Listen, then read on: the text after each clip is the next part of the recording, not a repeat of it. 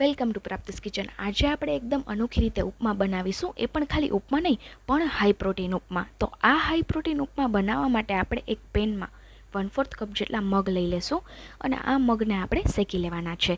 ગેસની લો ફ્લેમ પર 4 થી 5 મિનિટ માટે મગને શેકવાના છે, જેથી કરી મગ એકદમ સરસ શેકાઈ પણ જાય અને તેનો કલર પણ ચેન્જ થઈ જાય। મગનું રોજે સેવન કરવાથી અથવા તો આ ઉપમાનું રોજે સેવન કરવાથી તમારો વેઇટ તો બેલેન્સ રહે છે અને ડાયટમાં પણ તમે આ ઉપમા લઈ શકો છો, પણ મગનું જો ડેઇલી સેવન કરવામાં આવે તો તમારી ઇમ્યુનિટીને બૂસ્ટ કરે છે, સાથે સાથે તમારી સ્કિન હેલ્થને પણ ઇમ્પ્રૂવ કરે છે। અને જે લોકોને બ્લડ પ્રેશરની તકલીફ છે તે લોકો જો ડેઇલી આ મગનું સેવન કરે તો બ્લડ પ્રેશર કંટ્રોલમાં રહે છે, સાથે સાથે કોલેસ્ટ્રોલ જે લોકોને હોય તે લોકો પણ જો મગનું સેવન ડેઇલી કરે તો કોલેસ્ટ્રોલને પણ બેલેન્સ રાખે છે અને તમારા શરીરના કોઈપણ દુખાવા, કોઈપણ શરીરની ખામીના લીધે થતા હોય તો તમે મગનું ડેઇલી સેવન કરો તો પ્રોટીનના લીધે અને સાથે સાથે બીજા ઘણા બધા તત્વો ધરાવે છે મગ, તેના લીધે તમારા બધા શરીરના દુખાવા પણ જતા રહેશે અને તમને શરીરમાં પૂરતું પ્રોટીન પણ મળી રહેશે।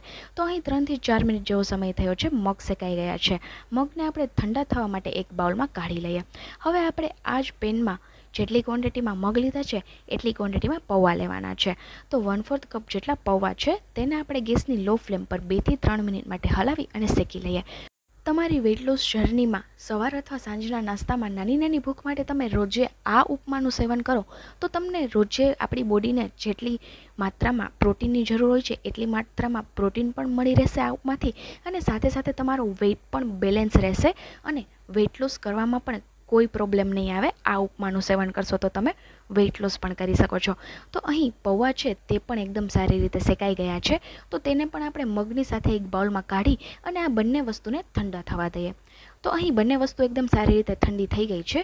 હવે આપણે તેનું પ્રીમિક્સ બનાવવાનું છે, તો તેના માટે આ બંને વસ્તુને આપણે મિક્સર જારમાં એડ કરી અને પીસી લઈએ। અહીં એક વાતનું ખાસ ધ્યાન રહે કે આ બંને વસ્તુ રૂમ ટેમ્પરેચર પર આવી જાય એટલે કે ઠંડી થઈ જાય ત્યારબાદ જ તેને પીસવું પ્રીમિક્સ બનાવવા માટે।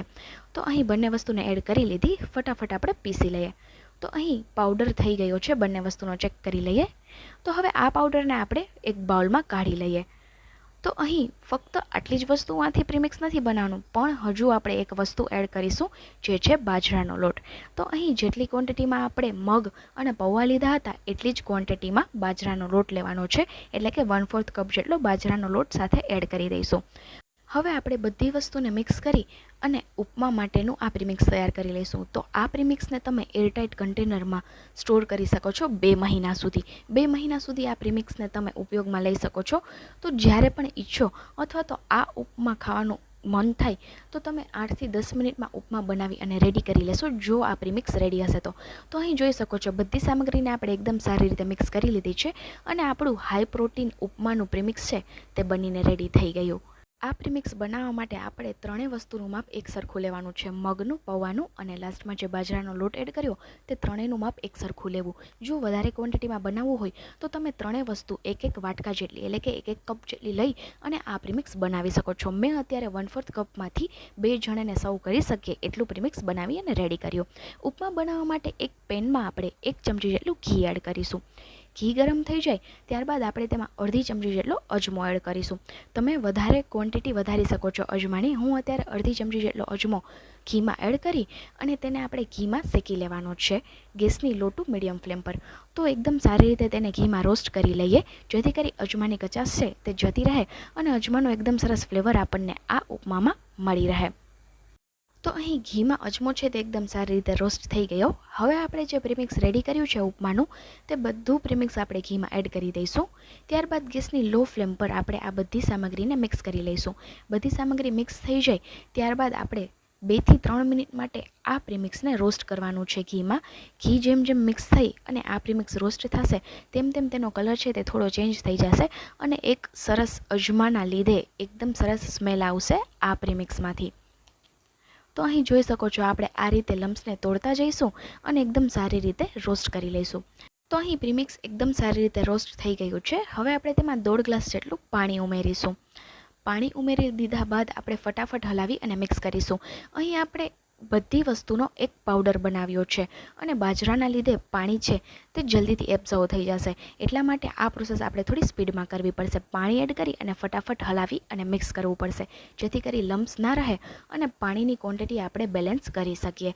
તો 1.5 ગ્લાસ જેટલું પાણી એડ થઈ ગયું. હલાવી અને આપણે મિક્સ પણ કરી લીધું. જોઈ શકો છો એકદમ સ્મૂધ એવું આ બેટર બનીને રેડી થયું છે. હવે આપણે અહીં 2 ચમચી જેટલું દહીં એડ કરીશું. તો મેં 2 મોટી ચમચી જેટલું ઘરનું મોડું દહીં લીધું છે. તમે ઈચ્છો તો ખાટું અથવા તો મીડિયમ એવું દહીં લઈ શકો છો. તો 2 ચમચી જેટલું દહીં એડ થઈ જાય એટલે આપણે ફટાફટ હલાવી અને મિક્સ કરી લઈશું.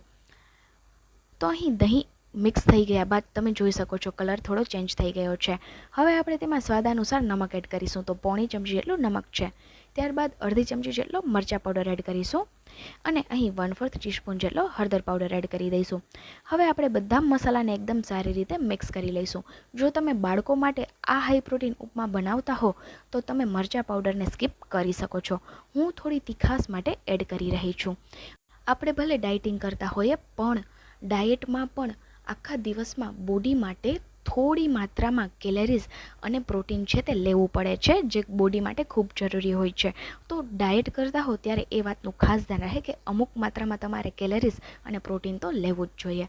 તો અહીં બધા મસાલા છે તે એકદમ સારી રીતે મિક્સ થઈ ગયા છે અને બસ અહીં આપણા આ હાઈ પ્રોટીન ઉપમા બનીને રેડી થઈ ગયા, જેને હું એકદમ અલગ રીતે ગાર્નિશ કરીશ. તમે ઈચ્છો તે રીતે તેને ગાર્નિશ કરી અને સર્વ કરી શકો છો. જો ડાયટમાં લેતા હો તો તમે એ પ્રમાણે તેને ગાર્નિશ કરી અને સર્વ કરી શકો છો. તો અહીં તમે તેની કન્સિસ્ટન્સી જોઈ રહ્યા છો. આ રીતની મેં થોડી લચકાવાળી કન્સિસ્ટન્સી રાખી છે. તમે થોડી વધારે ઢીલી અથવા તો કઠણ પણ રાખી શકો છો. તો તૈયાર છે આજની આપણી વેઇટ લોસ રેસિપી, જે છે હાઈ પ્રોટીન ઉપમા, જેને મેં અહીં મરચાં પાવડર, કોથમીરના પત્તા અને ઘીથી ગાર્નિશ કરી છે. તમે ફક્ત કોથમીરના પત્તાથી પણ ગાર્નિશ કરી શકો છો. જો તમને મારી આ હાઈ પ્રોટીન રેસિપી પસંદ આવી હોય તો ફ્રેન્ડ્સ એન્ડ ફેમિલીમાં શેર જરૂરથી કરજો અને સાથે સાથે જે લોકો વેઇટ લોસ કરે છે તે લોકોને તો ચોક્કસથી મારી આ વેઇટ લોસ રેસિપી શેર કરજો. થોડા સમય પહેલાં મેં મારી ચેનલ પર વેઇટ લોસ ખીચડી જે જુવારથી બનાવી અને મેં પોસ્ટ કરી હતી. તો જો તમારે એ રેસિપીનો વિડીયો જોઈતો હોય તો આ વિડીયો પૂરો થાય એટલે લાસ્ટમાં તેની લિંક હું પ્રોવાઈડ કરી દઈશ. અને સાથે સાથે તમારે સિઝનલ અને અનોખી હેલ્ધી રેસિપીઓ જોઈતી હોય તો પ્રાપ્તિસ કિચનને એકવાર વિઝિટ જરૂરથી કરજો. આવા બીજા ઉપયોગી અને હેલ્ધી રેસિપીના વિડીયો સાથે આપણે ફરી મળીશું. બાય. Thanks for watching.